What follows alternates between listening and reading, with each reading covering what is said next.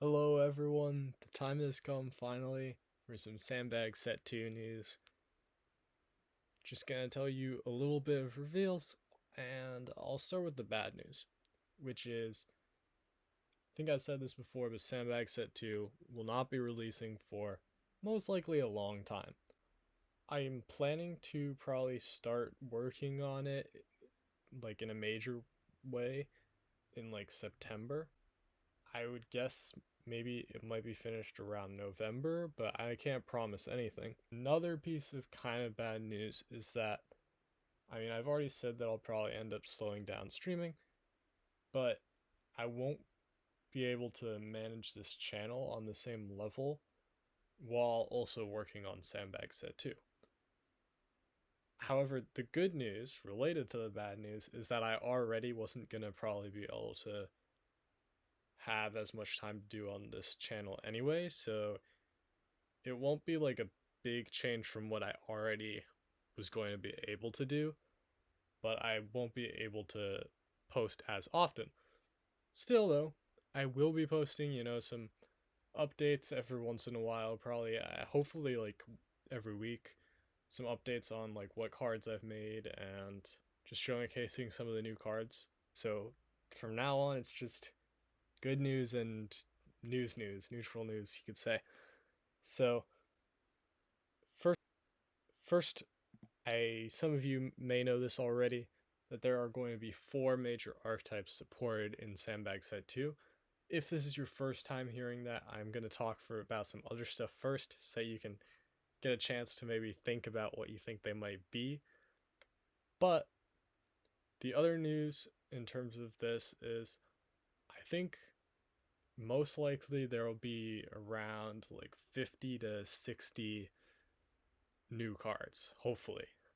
And for 4 new archetypes, if you've seen the videos I've made on the structure decks that we already have, usually ends up being like 10 cards to really build a playable deck. The other thing I do feel like mentioning is that I can't promise anything on this once again, but I would be pretty interested in maybe having like a online tournament for set 1 before Sandbag Set 2 gets released, and I don't know if I'll really have a chance to host a tournament in September, but maybe there's sometime like soon, sometime in August, that I could do that, but I can't promise anything, but please do let me know in the comment section down below whether or not you would be interested in playing in a tournament or even just like watching a tournament, because if I did have a tournament and if I could actually run it myself, then I would definitely love to stream it. So tell me if you would be interested, because it would be a little bit hard to do, but if there is enough interest, I'd love to do it. I think it's time for the set 2 reveals that we're starting with, of what 4 archetypes there's going to be.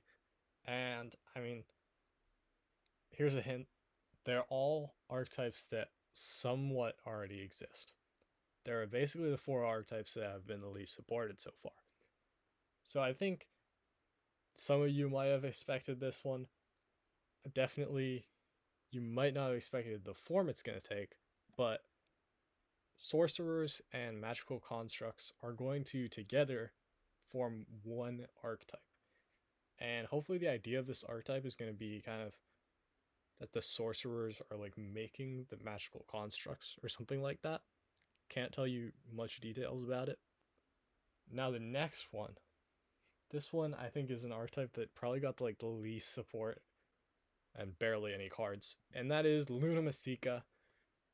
We're going to be making a bunch of new Luna Masika cards. I can't tell you much about what it will do because I honestly don't know.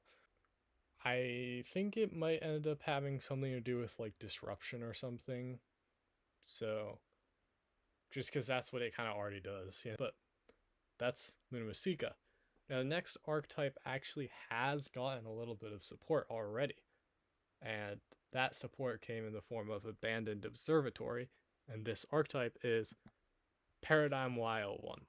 And so I don't really know much about what this is going to do, but I think if you're wondering what any cards might be in it, I will tell you that the lore does kind of hint at it.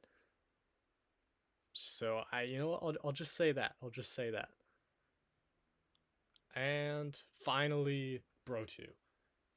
Yes, Bro 2 kind of already has support because the entire Soldier Scheme deck, you could say, is like Bro 2, but it's not Bro 2, it's a Soldier deck. And what you'll notice about the Soldier Scheme deck is that even though the Bro 2 location supports soldiers, there is almost like no Bro 2 cards, like even in existence, really. So I can actually tell you what this archetype is going to be about as well, which is it's going to be about two things. One is like having just one creature on your field, and another is putting sandbags from your deck into your discard pile without technically discarding them. And the idea of that is that you can get a lot of the Bro 2 variant sandbags and Bro 2 variant sandbags in your discard pile. There are also some other sandbags that are compatible with it. In order to have this like really powerful creatures. And so I think this might end up being one of the like strongest decks. Definitely because it will be able to use some of the support from Soldier Schemes. There's going to be a lot of soldiers in the deck. So yeah, I definitely would say look forward to a new and powerful deck. It's going to probably, I'd say, strategy-wise, align a little bit with like Terran Transcendence in terms of just because you're going to be playing a lot of like cards that just give you more resources and are really kind of somewhat cheap. So I'm honestly excited. I think this deck is going to be really cool, and it'll probably be the first one to get some card reveals as well. See ya.